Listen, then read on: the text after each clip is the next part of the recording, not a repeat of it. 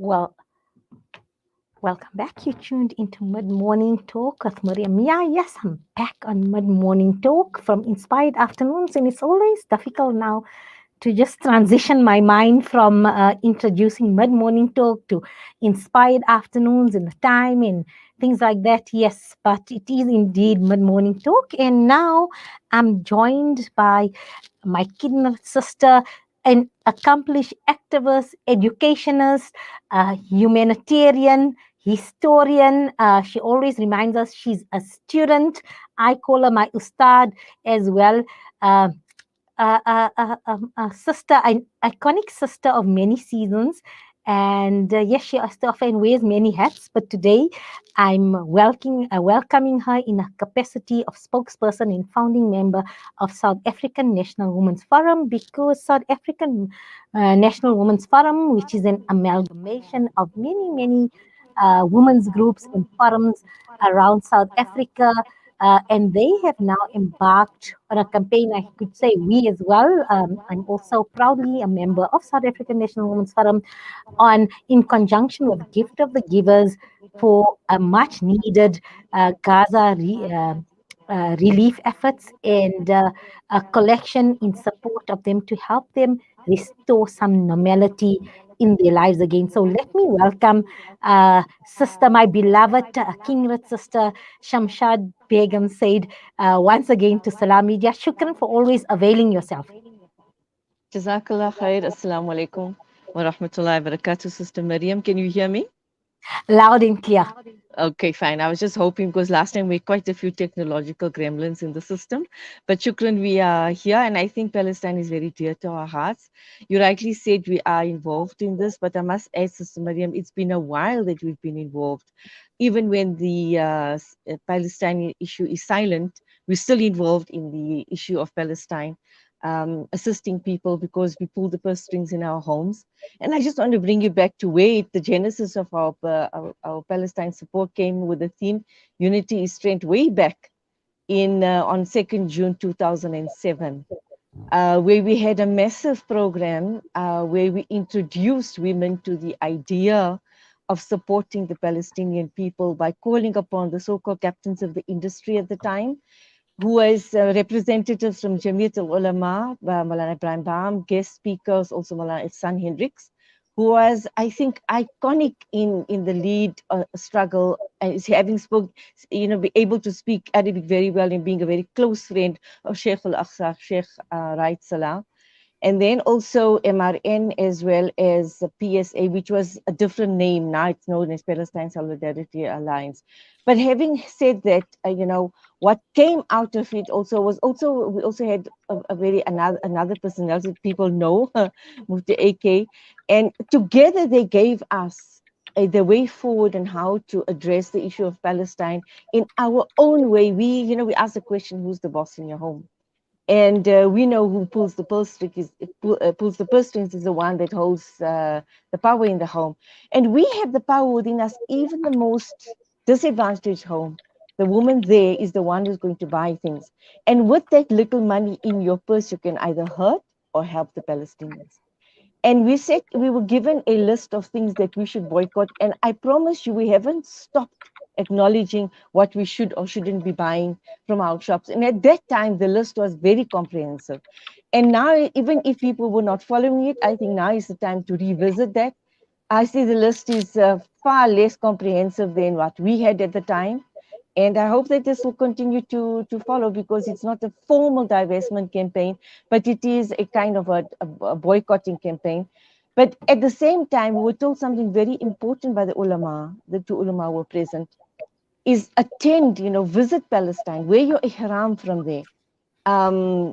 Make sure that Palestine means something, Al-Aqsa means something for you. And I'll come back to this point. But another important point is for every woman can get involved, by speaking to somebody, speaking to an academic, speaking to a social worker, speaking to a health professional, all these things. So these things, this kind of networking about activism for Palestine goes back a long, long way. Currently, we are involved in assisting Gift of the Givers, which we know is an organization second to none when it comes to humanitarian efforts worldwide. People even said it, we should make Brother Imtiaz Suleiman the president of the country. So just on a lighter note, but very importantly, so we know where the money is going. It's going to reach the Palestinians immediately and in Gaza. And I think as we sit here, Sister Mariam, things are getting worse and worse. I just got a report now that 200 missiles were sent on Saturday alone. 200 missiles were sent into Gaza. It's a small place housing just 2 million people. How many more missiles do you want to send there? That's the question. How many more missiles do you want to send there? So, yes, but the very important thing I want to mention, Sister Miriam, and I don't think many people has really touched on it. This new debacle that started and this new attention that been brought into Palestine happened as it was prophesied. That it will start with the attachment and the solidarity, the compassion, the love for Al-Aqsa. I think even non-Muslims, even Jews for that matter, and we look at Natura Carta International, they say the Jews have no, Zionists have no right to be in Palestine. This is the Torah, what the Torah is saying. It brought to bear the people of the cloth coming together, but for what? Not just for Palestine, for Al-Aqsa. The centrality of Al-Aqsa in our lives. And this is the point that was made in 2007, said to us, visit Al-Aqsa, wear your ihram from Al-Aqsa. Go for Umrah, yes, by all means, but go to Al-Aqsa and wear your ihram from Al-Aqsa. Bring back the importance of the first Qibla in our lives. And this had to be done, fortunately or unfortunately, by the events that unfolded in Ramadan 1442. So yes, Sister Mariam, this is what we've been saying for a very long time. And by the grace of Allah subhanahu wa ta'ala, the attention has been drawn back to Al-Aqsa, Al-Quds, the importance of it, that how can you attack people who are worshipping? And I think I put down, I don't know if you saw the profile pic when I said, when a Scottish foreign minister said, it's terrible, to attack people, but to attack Muslims praying in the month of Ramadan is unforgivable. So this is our starting point. We said this from 2007. Make Al-Aqsa the center of your lives. And we've never stopped doing that. We've hosted several people, Sister Mariam. We must also thank you for giving us the opportunity to host another activist last year, a previous year rather. We've hosted over the years Layla Khali, Sheikh Raid Salah, Sahala, Sister Abir, etc. But what stands out for us is Sheikh Raid Salah said, and I was going to wear my shawl, that he placed on me when I interviewed him for ITV at the time. And he said to me, his du'as are that we must lead the march, the struggle for Al-Aqsa, alhamdulillah. And yes, we are doing that in our own little way by pulling the purse strings in the right direction, where we're helping Palestinians and not hurting them. Because whatever you buy, every cent, you'll be accountable to the Almighty for using that money so that the Zionists can buy more weapons to kill the Palestinians. So that's an important point. So these two important points together have mobilized us into action once again to say, yes, we are going to support the cause, give us internationally acclaimed humanitarian person you can trust your funds with, an organization that has done supreme work on the field, and many of the workers, assistants, they are Palestinians themselves, so they know the need. So yes, Sister Miriam, that was what we are doing right now for Palestine, and we hope that Allah subhanahu wa ta'ala accepts it, and we continue with the advice given to us by Sheikh Raid Salah, who is Sheikh Al-Aqsa. And we've also working with Al-Mizan, who are lawyers who are defending Sheikh Raid Salah out there in Palestine while he's in prison at the moment. So a lot of our Palestinian activists are jailed or being cornered or being silenced, but that doesn't stop us out here in South Africa using our democratic right, constitutional right to express ourselves with regard to Palestine. As Nelson Mandela said, we are not truly free until Palestine is free. Sister Mariam? Hear me? Okay, there's it. So this collection, I'm just trying to see if I can get put up the whole campaign notice with the banking details on our screen for you. If not, then we will post it on our social media platforms as well. So it's Lila or Zakat funds, and it needs to be EFT to the South African National Women's National Forum Women's bank Forum. account, and that's a EPSA bank account. I'm just going to ask Brother Ponti, let's just see during the interview or even up there, but I will get those details on Salam Media's Facebook page as well as other social media platforms as well. And as you said, I just sent it to our group so you can check the details there so yeah, that the I've got it. general Yeah, South I'm African. just getting it resized so I can then All put right. it on. But then there's I know you've been closely following and monitoring events in Gaza. I know we have a mutual contact, Professor Dr. Saeed from Gaza University, who's been keeping us updated via his WhatsApp posts, as well as our sister Abir Ziad letting us know what's happening in Jerusalem on the ground as well. I'm just trying to raise Sister Abir. She was busy. She said, give her 10 minutes when we just commence the interview. Let me just see if Ponti can raise us so we can both speak to her, inshallah, just to get a current update. About 2 hours ago, she sent a video of, I don't know, I'll try and put that also on the screen I of just want to say Diana. we must also give a lot of credit to Brother Ibrahim Musa from Palestine Information Network, Absolutely. whose post has been extremely well written, very comprehensive, very direct, very to the point, very informative, and I think really stirred the emotions and the conscience of the world. So, Alhamdulillah, that is There phenomenal. we've got So, yes. Sister, Assalamu alaikum wa rahmatullahi wa barakatuh, my beloved Sister Abir. Ahlan wa sahlan and shukran for joining us on Salam Media. I'm joined by Sister Shamshad Sayed as well from South African National Women's Forum. Please, can you give us an update today? What is happening in and around Jerusalem?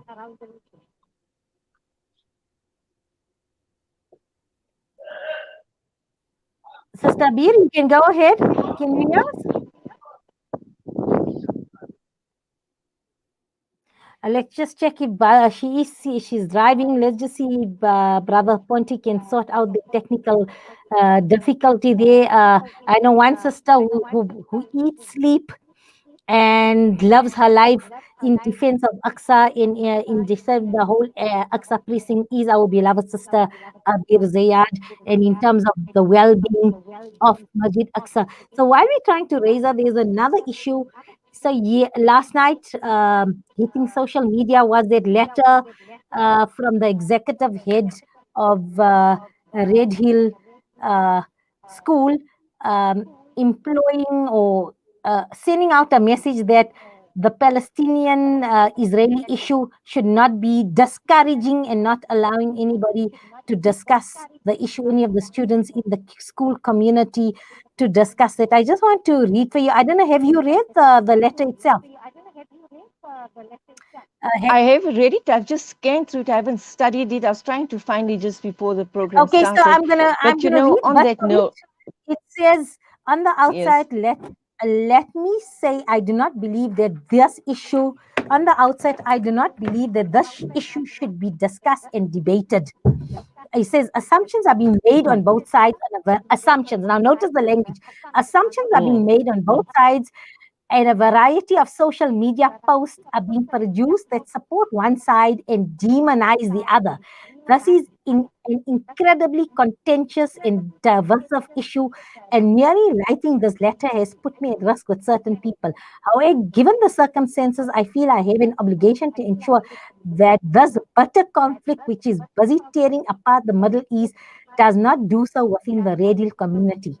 At the outset, let me say I do not believe this issue that this issue should not be discussed and debated. However, given the emotions currently surrounding this crisis and the age of our children, I do not believe there is anything to be gained from having them argue and debate with each other. So it goes on to say that this should not be discussed within a school community.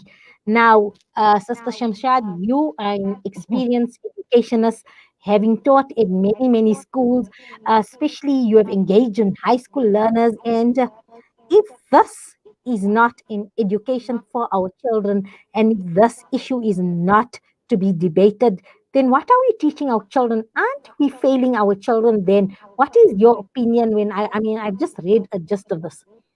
This is suppression of expression. It's typical in, I always say, that Islam was marginalized as well as women in apartheid regime.